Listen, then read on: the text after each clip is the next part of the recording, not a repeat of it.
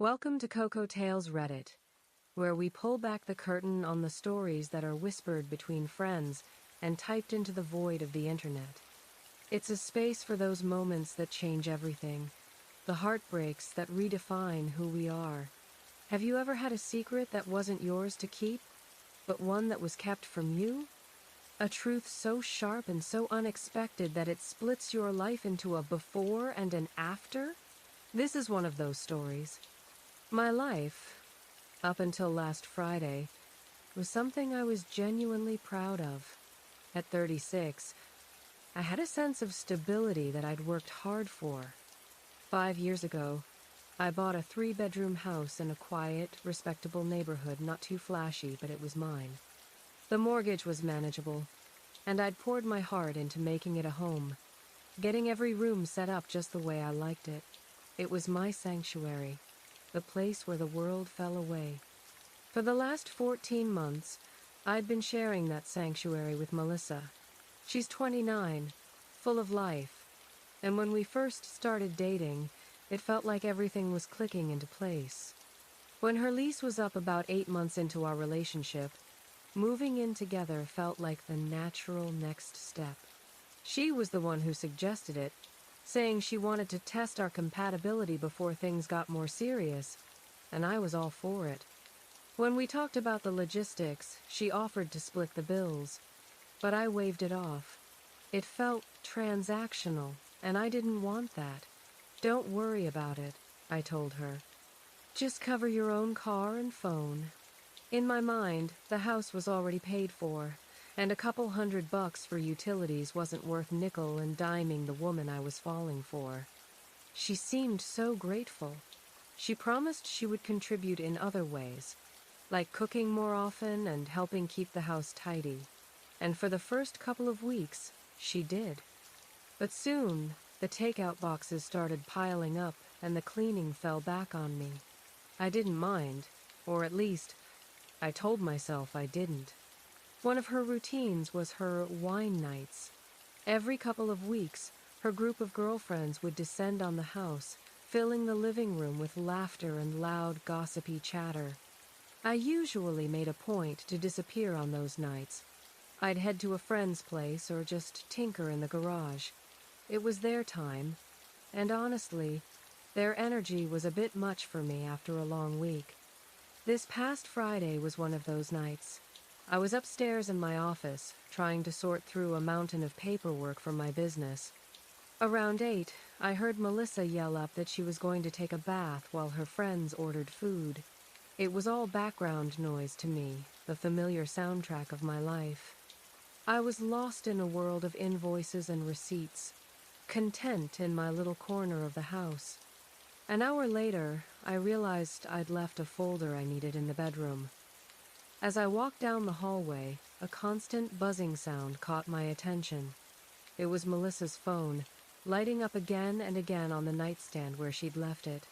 The door to our master bathroom was wide open, and I could hear her music playing over the sound of splashing water.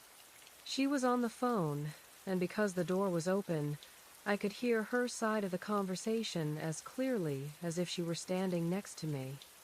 "I know, Amanda. I know," she said with a sigh. "Trust me, I think about it all the time." There was a pause. My hand froze on the bedroom doorknob. Her next words dropped the temperature in the hallway by 20 degrees. "Why am I still with him?" she asked, repeating a question I now understood her friend had just posed. "Honestly? Free rent is free rent. Why would I pay $1,800 a month when I can live here for nothing?" My blood went cold. It was a physical sensation, a slush of ice flooding my veins. I couldn't move. I just stood there in the dimly lit hall, listening to the woman I loved lay out the terms of our relationship. "No, I'm not happy long term," she continued, her voice casual, almost bored. "But I'm saving like $2,200 a month living here. I'd be stupid to give that up without a plan." Another pause. My mind was reeling, trying to process the numbers, the cold calculation. She had it figured out down to the dollar. Then she mentioned a name. David, the lawyer from Rachel's party. Yeah, he's still interested. My stomach clenched. I remembered that party. I remembered a guy in a slick suit hovering around her. She told me he was just an old acquaintance. He makes like 180 Kelvin and has that downtown condo. She mused, and I could almost hear the checklist in her head. I was standing there, a ghost in my own home, listening to my girlfriend, the woman I shared a bed with, explain to her friend how she was using me for free housing while she lined up my replacement. It wasn't just a betrayal. It was a business strategy. She spoke about me like I was a line item on a budget, a temporary asset to be leveraged. I need to be smart about this, though, she went on, her voice dropping into a conspiratorial tone. Can't burn bridges until I have somewhere better to land. Give me a few more months to work on David. A few more months. My heart hammered against my ribs. She was talking about my life, my home, my future, as if it were a game of chess where I was just a pawn she was preparing to sacrifice. Trust me, she said, a final, chilling assurance to her friend. I'm not staying with Mike long term. He's a decent guy, but he's basic. Electrician money, Olive Garden dates, you know. I want more than that. Basic. The word hung in the air, sharp and ugly. I had heard enough. I backed away slowly, retreating to my office without making a sound. I shut the door and sat down at my desk, but the invoices in front of me were just a meaningless blur. 14 months. I thought we were building a life together. For her, it was a savings account with benefits. The casual cruelty of it, the way she talked about needing a few more months, was what gutted me the most. I wasn't a partner. I was a financial stepping stone. And as I sat there, paralyzed by the truth, I could hear her laughing with her friends downstairs, the sound echoing the hollowness that had just opened up inside of me. I stayed in my office for what felt like an eternity, the hum of my computer a dull drone against the storm raging inside me. Each burst of laughter from downstairs felt like a personal insult. How could she sit there, sipping wine and snacking with her friends, after she had just so casually dismantled my world? The man she described, the basic guy with electrician money, and a taste for Olive Garden, sounded like a stranger to me. But the most chilling part was that he was, in fact, me. I was the placeholder, the convenient living arrangement until something better came along. Around 11, I heard the front door open and close as her friends finally left. Footsteps padded up the stairs, and a moment later, the bedroom door opened. She came in, smelling faintly of wine and perfume, and slid into bed beside me as if nothing had happened. "How was your night, babe?" she whispered, her voice warm and sleepy. "Fine," I managed to say, my own voice sounding distant and hollow in my ears. "Just working on some stuff. The girls and I were talking about taking a trip to Napa next month," she said, snuggling closer. "Would that be okay? A trip. A beautiful, romantic trip, funded entirely by the money she was saving by using me. The audacity of it was breathtaking. She was planning our future vacations with the proceeds from her deception. Every dollar she wasn't spending on rent was another dollar for her escape fund, or a fun little getaway while she waited for her lawyer to come through. "Sure," I heard myself say. "Sounds fun." She curled up against me, her breathing evening out almost immediately, and within minutes she was fast asleep.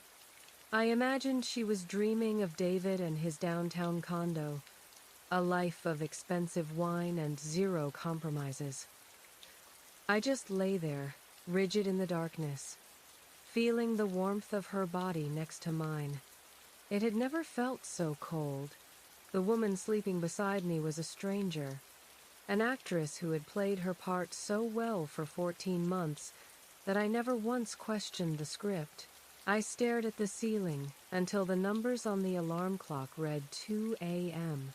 The anger I expected to feel never came. In its place was a strange, chilling calm, a focus.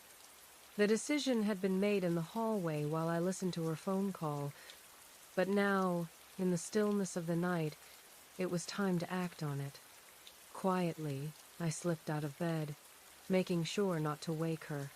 I moved through the dark house, every shadow feeling familiar yet foreign. I went down to the garage and pulled out the set of suitcases from the overhead storage shelf, the ones we used for the vacation we took last year. I dusted them off and carried them inside. For the next 4 hours, I worked methodically, like I was on a job site with a clear set of instructions. I started in our bedroom closet. I took down her dresses, her sweaters, her jeans, folding each one neatly before placing it in a suitcase. I didn't throw anything. I wasn't being vindictive or petty. This wasn't about anger. It was about acceptance. I was simply helping her move on, just as she was planning to do to me.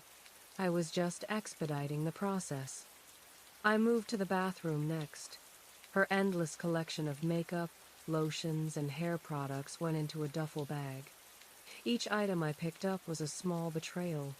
The face cream I'd bought her for her birthday. The perfume she wore on our first date. They weren't memories anymore. They were evidence. Evidence of a crime I hadn't even known was being committed against me. Then I went through the rest of the house. The books she'd left on the living room coffee table, the blanket she kept on the couch, the yoga mat rolled up in the corner. Every trace of her was gathered and packed away. The house seemed to breathe a sigh of relief with each item I removed. It was becoming my house again, slowly, piece by piece, my sanctuary. This wasn't a heartbroken boyfriend throwing a tantrum. This was a man closing a business deal that had gone bad. She saw our relationship as a financial arrangement, so I was treating it as such. The contract was void. It was time to settle the accounts. She wanted to find someone better, and I was going to let her. She just had to do it from somewhere else. Around 6 a.m., I was finished. 4 suitcases and 2 duffel bags stood by the front door like silent soldiers, waiting for their final orders. The house was quiet and still. I walked back upstairs and slid into bed. I set my alarm for 7 a.m., my normal time to get up for work. Melissa was still sound asleep, oblivious to the fact that her entire life was packed and waiting for her by the front door. I closed my eyes, not to sleep, but to wait for the sun to rise. When the alarm went off at 7 a.m., the sound was unusually harsh in the heavy silence of the room. I shut it off before the second beep. Melissa stirred beside me but didn't wake. I got up, moving with a deliberate lack of emotion, and went through the motions of any other day. I showered, the hot water doing nothing to thaw the ice in my veins. I got dressed for work, pulling on my jeans and a shirt, each action feeling both mundane and monumental. This was the last time I would ever do this with her sleeping in my bed. She woke up just as I was tying my boots, blinking sleepily at me.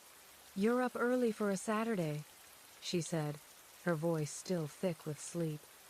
"Got a service call," I replied, not looking at her. My voice was steady, betraying none of the turmoil inside. I grabbed my keys from the dresser and headed downstairs, my heart a heavy, rhythmic drum against my ribs. I heard her get out of bed a few minutes later and follow me down. I was standing in the kitchen, pouring a coffee I had no intention of drinking, when I heard her footsteps pause at the bottom of the stairs. I knew she had seen them. The silence stretched for a long, painful moment before she finally spoke. "What's all this?" she asked, her voice laced with confusion. I turned to face her.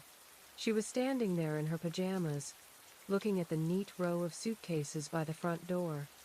I took a slow sip of my coffee and met her gaze. Your stuff, I said calmly. Time to go. Her face crumpled in confusion. What are you talking about, Mike? What's going on? I heard your phone conversation last night, I said, keeping my voice even. There was no need to yell. The truth was loud enough on its own. I heard you talking to Amanda about how free rent is your only reason for being here. Her face went from confused to bone white in a split second. She knew. She knew exactly what I was talking about. I heard you talking about your plan, I continued, about working on David the lawyer while you used me as your savings plan. Mike, that wasn't... She stammered, her eyes wide with panic. I was just venting to Amanda. You know how girl talk is. Venting? I asked, a humorless laugh almost escaping my lips. Was it venting when you called me basic? Or was it just girl talk when you said you were planning to dump me as soon as you secured your upgrade? Each word I quoted back to her was a nail in the coffin of the life we had supposedly built. I didn't mean any of it, she pleaded, taking a step toward me. I held up a hand, stopping her. Which part didn't you mean, Melissa? The part where you calculated that you're saving $2,200 a month living here? Or the part where you admitted you needed a few more months to work on someone better? Mike, please, she begged, her voice starting to crack. We can work through this. There is nothing to work through, I said, the finality of it settling over me like a shroud. You made it perfectly clear last night. This isn't a relationship, it's a financial arrangement, and the terms are no longer acceptable. Her panic shifted to defiance. You can't just kick me out, she said, her voice rising. Actually, I can, I replied, the cold, hard facts lining up like soldiers. You're not on any lease. You don't pay any rent. You don't contribute to a single utility bill. This is my house. You're a guest, Melissa. A guest who has massively overstayed her welcome. That's when the tears started. Fat, desperate tears rolled down her cheeks as the reality of the situation crashed down on her. Where am I supposed to go? She sobbed. A few days ago, her tears would have broken my heart. Now, I felt nothing. I was past caring. I don't know, I said, my voice devoid of sympathy. Maybe David the lawyer can help you out. Or you can finally put all that money you've been saving to good use and get your own place. This is insane, she cried, wiping at her face. You're ending a 14-month relationship over one private conversation. That was the line that sealed it. The final, deluded attempt to paint me as the villain. I looked at her, at the woman I had loved, and felt a profound sense of pity, but not for her. For myself, for being so blind. No, Melissa, I said, picking up my work bag from the counter. I'm ending a 14-month business arrangement because I finally found out what it really was. I walked to the door, stepping around the suitcases that held the last remnants of her life in my home. Your stuff is packed, I said, my hand on the doorknob. I'll be back around 6 this evening. I'd prefer if you and your things were gone by then. Mike, wait, she called out, a note of pure desperation in her voice. I didn't wait. I didn't look back. I just closed the door behind me, the soft click echoing the end of everything. I got in my truck and drove, heading to a non-existent service call, trying not to think about how I had let myself be played for a fool for so long. I didn't actually have a service call. I just drove. I ended up at a new office building I'd been working on all week and spent the day running wire. The physical labor was a welcome distraction. A simple, honest task. Pull the wire, secure it, move to the next one.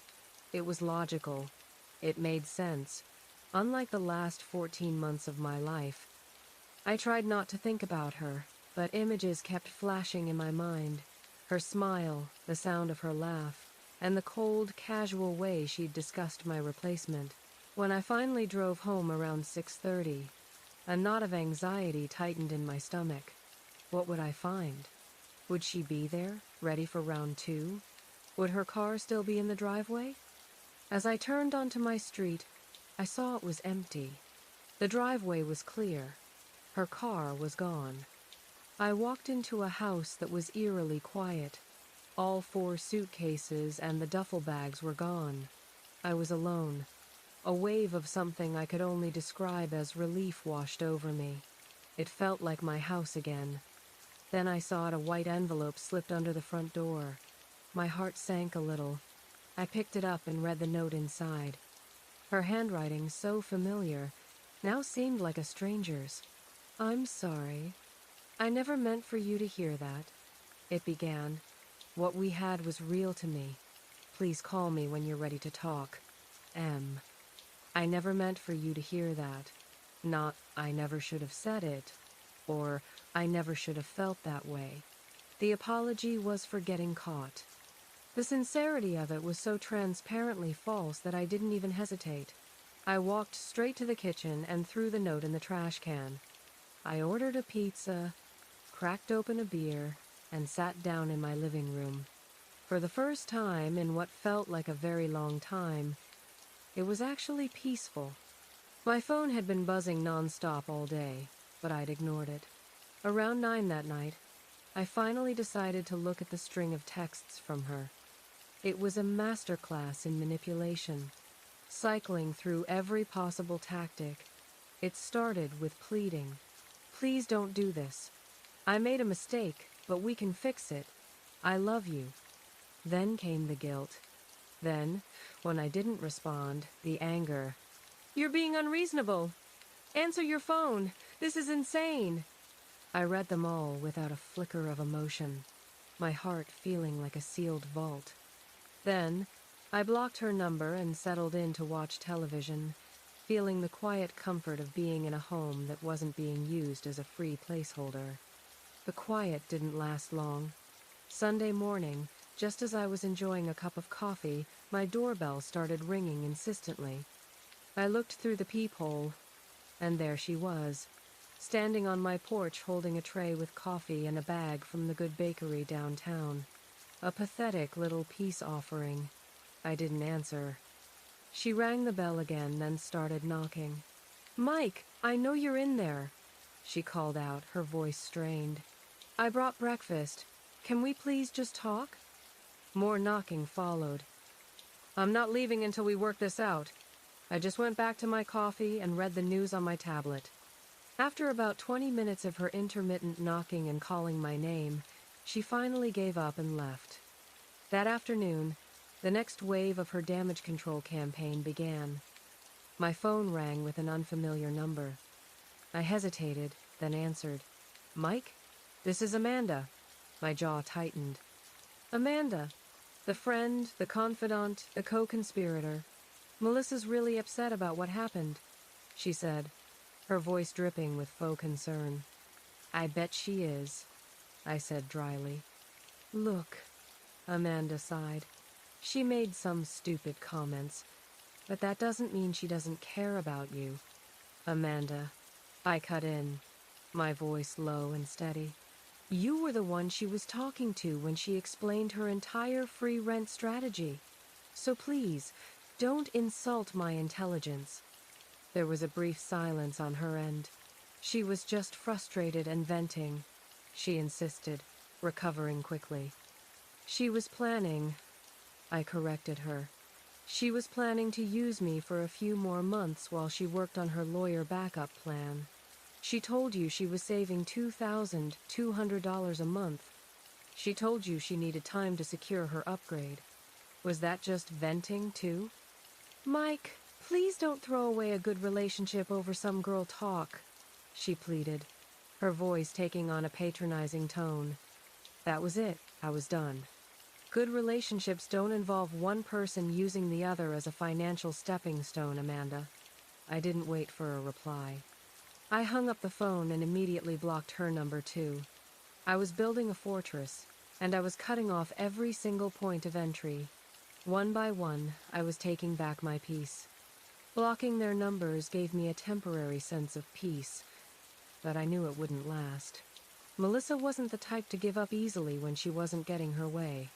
On Monday, my fears were confirmed.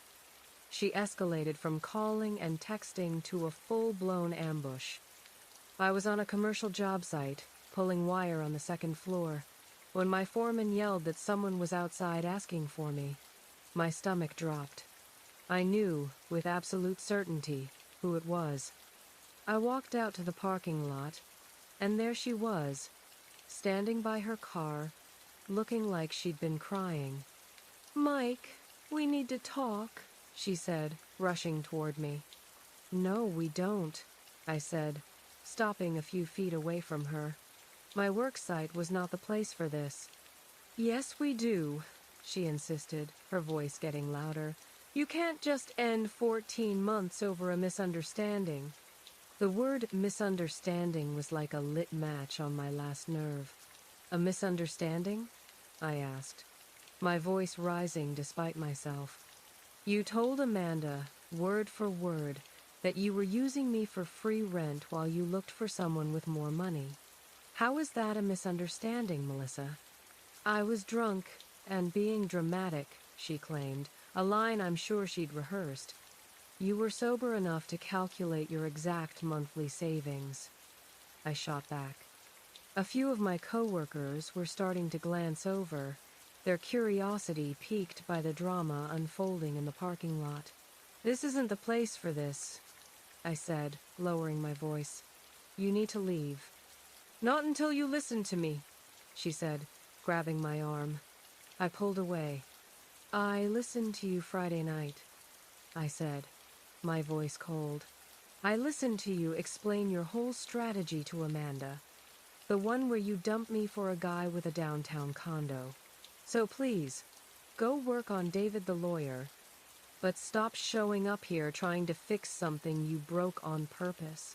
I turned and walked back toward the job site without another word, leaving her standing there as my foreman gave me a sympathetic look.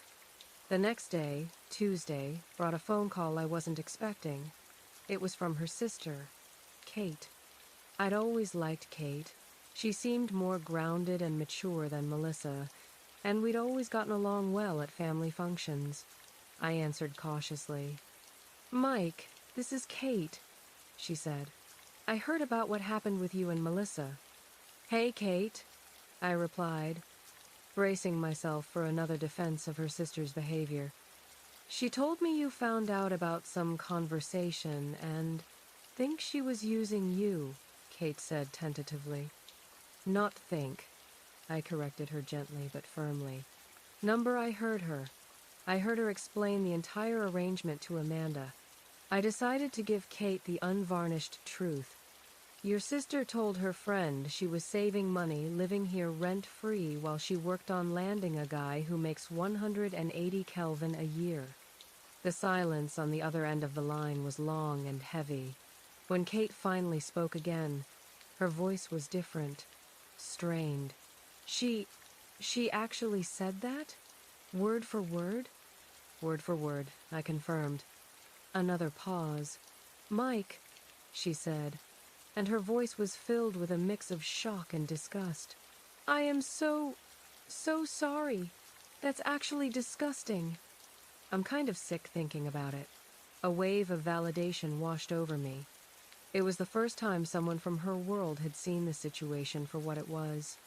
"I had no idea she was thinking that way," Kate continued. "Well, now you know," I said. "Mike, for what it's worth, I think you're a good guy who deserves way better than this," she said sincerely. "Are you definitely done with her?" "Completely," I said without hesitation. "Good," Kate replied, a surprising firmness in her tone.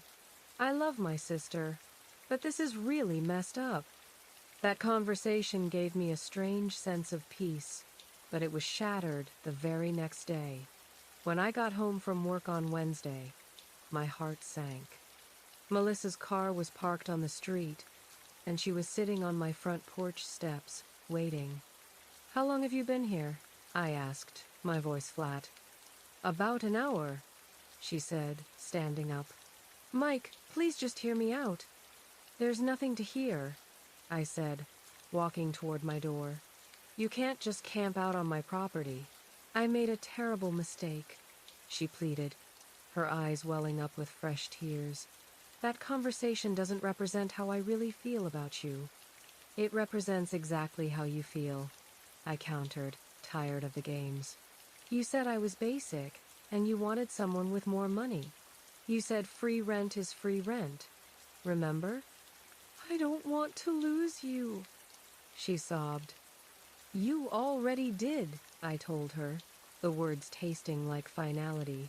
You lost me the moment you decided I was good enough for free housing, but not good enough for your future. That's not true. It's completely true. You don't love me, Melissa. You love my house and my utility payments. There's a difference. Her face fell. I had hit the nail on the head. Give me a chance to prove that's not true, she begged. A last desperate gamble. You had 14 months to prove it, I said. Instead, you proved the opposite. She then played her final card. If you don't let me in, I'll have to sleep in my car. That's not my problem anymore, I said, my patience completely gone. And if you don't leave my property right now, I am calling the police. That finally did it. The threat of real-world consequences. She stared at me, her expression a mixture of disbelief and defeat, then slowly turned and walked to her car.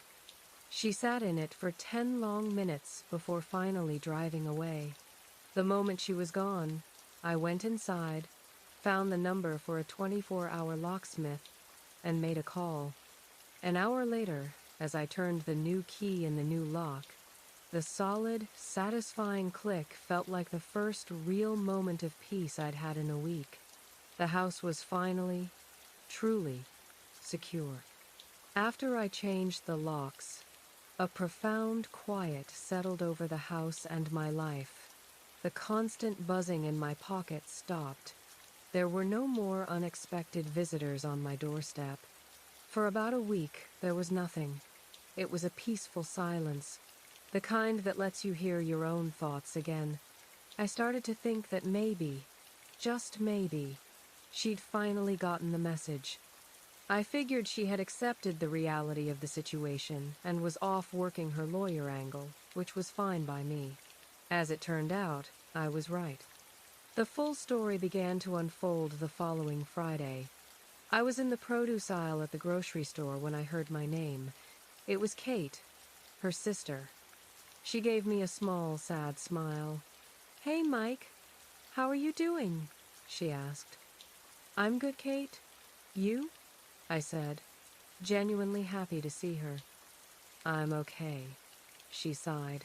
Listen, I wanted to give you a heads up about something. She told me that Melissa had indeed started seeing David, the lawyer.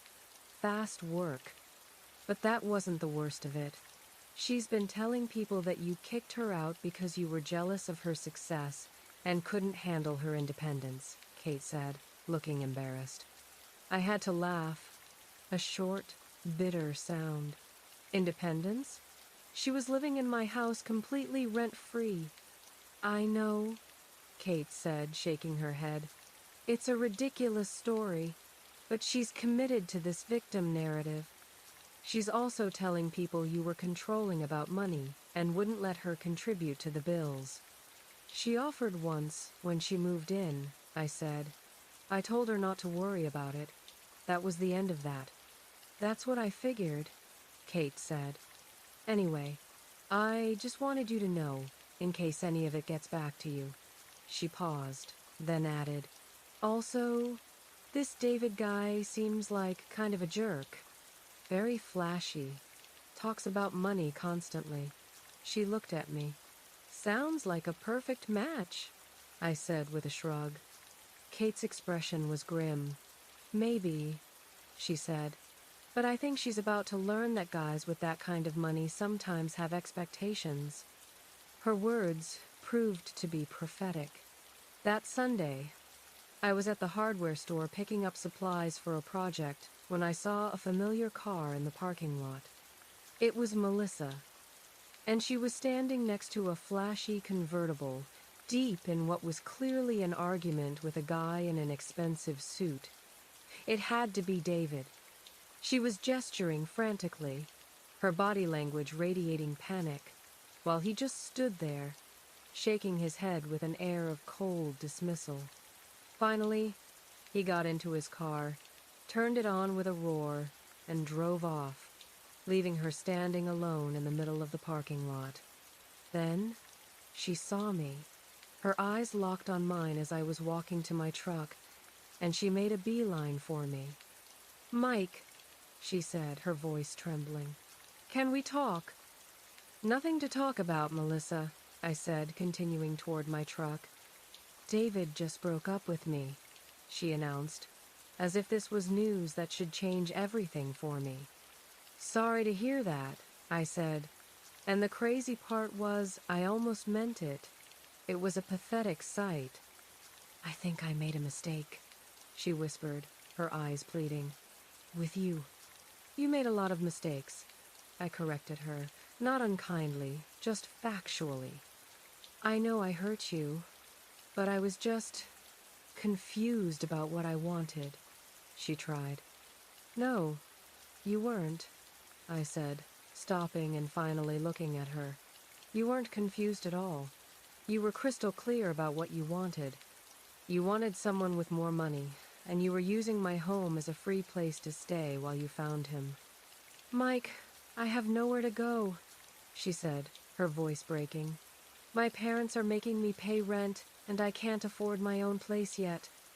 "Sounds like you need to budget better," I replied, throwing her own calculated mindset back at her. She had $2,200 a month in savings, after all. "You had a good thing, Melissa, and you threw it away because you were chasing something you thought was better. That's on you." "I know I was wrong," she cried. "You were wrong about me being a temporary solution," I said, the final pieces of my own closure clicking into place. "Turns out, I was the good option you didn't appreciate until it was gone." I got in my truck, started the engine, and drove away, leaving her there for the second time in as many weeks. The final update came yesterday, in another call from Kate. "Thought you'd want to know what happened with David," she said. It turned out David the lawyer had some very specific expectations. He expected Melissa to quit her job to be available for his social events and travel schedule whenever he wanted. Believing she had secured her upgrade, Melissa had actually quit her job last month. But when she hesitated at his demand for total availability, he dumped her on the spot. So her grand plan had backfired in the most spectacular way. She'd gone from living in a nice house for free with a man who cared for her, to paying her parents $600 a month to live in her childhood bedroom while being unemployed and desperately job hunting. I didn't have to orchestrate some elaborate revenge. I didn't have to slash her tires or tell the world what she did. I just had to pack her bags and let her go. Her own choices, her own greed, and her own calculus did the rest. She thought she was playing chess, but she ended up checkmating herself. She's back at square one, paying rent and learning the hard way that the best things in life aren't always about the bottom line. And me? My house is quiet. It's peaceful. It's mine. And that's a better feeling than any revenge could ever be.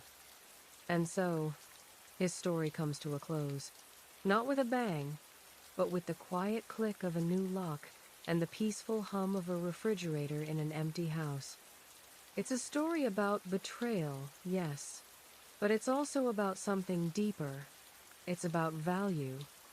Not the value of a downtown condo or a six-figure salary, but the value we place on ourselves and on the trust we give to others. What Mike did wasn't really revenge, was it? He never sought to punish Melissa. He simply removed himself from the equation. He stopped being the solution to her financial problems and, In doing so, allowed the natural consequences of her own choices to play out.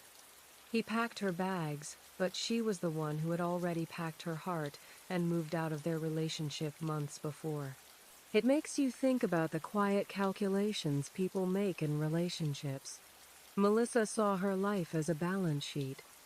Mike was an asset, providing a stable home and saving her thousands of dollars, but he was an asset she was willing to liquidate the moment a more profitable one came along.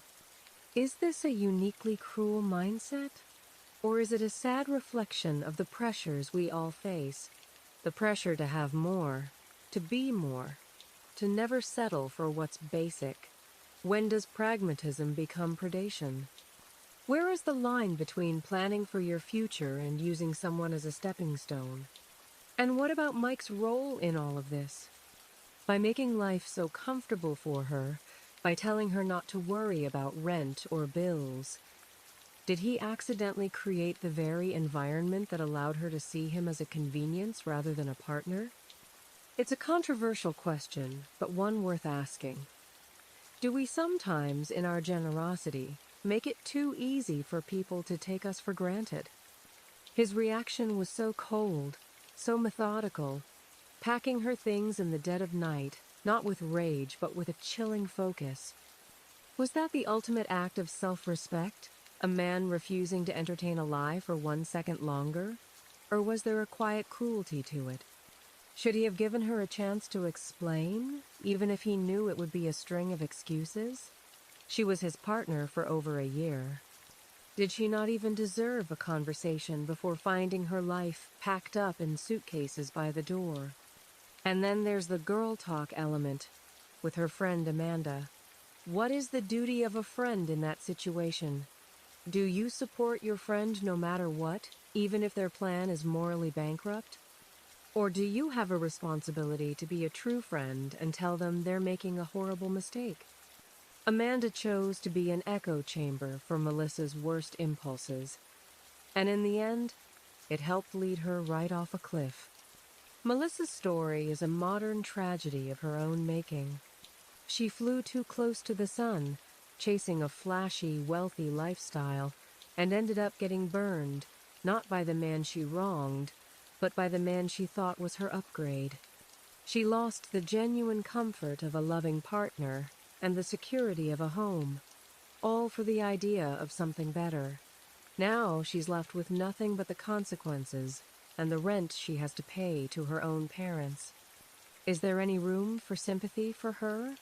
Or is this just the universe balancing its books? In the end, a house is just walls and a roof, but a home is built on a truth you can trust. If this story made you feel understood, don't forget to like the video and subscribe to Cocoa Table Reddit. Every follow and comment gives me the motivation to keep sharing these real, emotional stories with you. And if you have a story of your own, feel free to share it in the comments. I'm always here to listen.